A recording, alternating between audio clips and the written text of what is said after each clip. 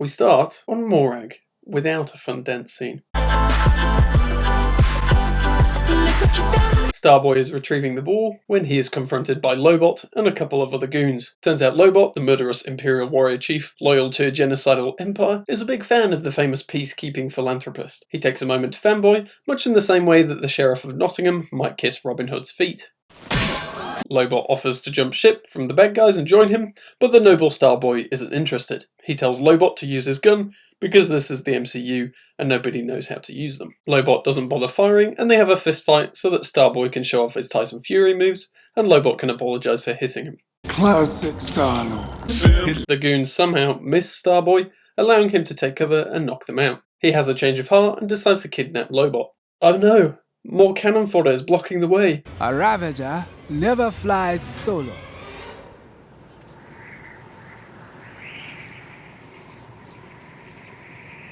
I said... Hilarious. Mary Poppins arrives and slaughters them all with his magic arrow. As they stroll through the bodies, Starboy reminds him that they don't steal things for profit anymore. The Ravagers ravage people to help those in need. You know as well as I, no treasure is worth as much as the good that can be done with it. I hate them. Better not visit Wakanda then. The Creeper uses a dad joke to flash back to the 80s. The beginning of his journey was much more down to earth. That was so good you almost made yourself laugh. And the isolationist nation who keeps their wealth and life-saving technologies a secret from the rest of Africa and the world. Little Prince wants to get out more, but Mufasa says everywhere and everyone else is the big bad. Sounds pretty racist. Cut to night and the sovereign child is playing alone with a spear at the border. Realising that they have the weakest security in the world, Little Prince casually runs into the shadowy place and gets beamed up by Weasel and Metaphorical. Turns out they mixed up Missouri and Africa, and neither of them see race. Instead of putting Little Prince back and doing their actual job, Mary Poppins decides to keep and look after him. Back to present day, where Lobot and the rest are busy simping over Starboy. Turns out he's the saviour of the universe, and through his angelic words was able to... T'Challa here showed me there was more than one way to reallocate the universe's resources. Sometimes the best weapon in your arsenal is just a good argument. Aye, aye, Commander. Impossible. Thanos talks about the benefits of genocide, Batista is a barista, and Atomic Blonde shows up. Hey, Cha-Cha. Starboy tells Atomic Blonde that she should forgive Thanos for mutilating and torturing her, and talk to him. Let bygones be bygones. We find out that Starboy hasn't bothered going home because 20 years ago Mary Poppins told him that the most advanced civilization on Earth had been destroyed by other primitive humans. Good job there's no hunger or resource disparity or conflict on Earth, or he might have visited sooner to help save the planet. Atomic Blonde has a job for the Ravagers, steal the magic beetroot from Blue Steel. Mary Poppins isn't keen because he draws the line at taking on genocidal maniacs. Sometimes. The two chat about Robin Hood, implying that kids in Wakanda learn British folktales, which convinces Mary Poppins to change his mind. Phew.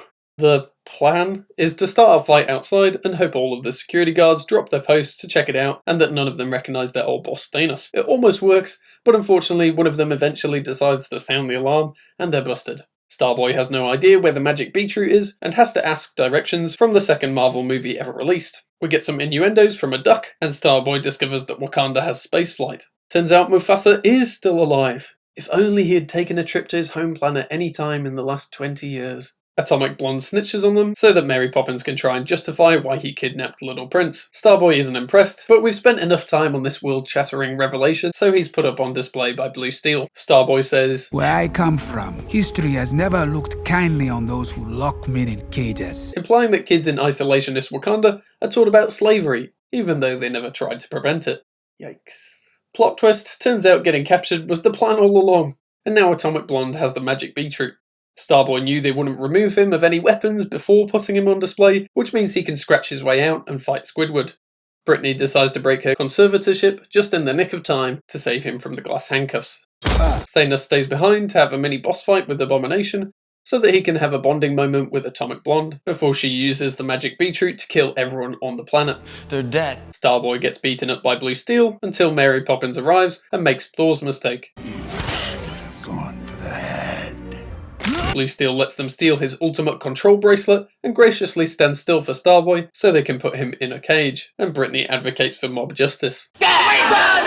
The Ravagers head to Wakanda so that Mufasa can throw a feast for the aliens who abducted his son, and so Thanos can tell us how efficient genocide is again. We end with a tease of Big Trouble in Little Missouri. And that's about it. Thanks for stopping by, and if this video left you hungry for more, then I think it's time for a sub. Do it.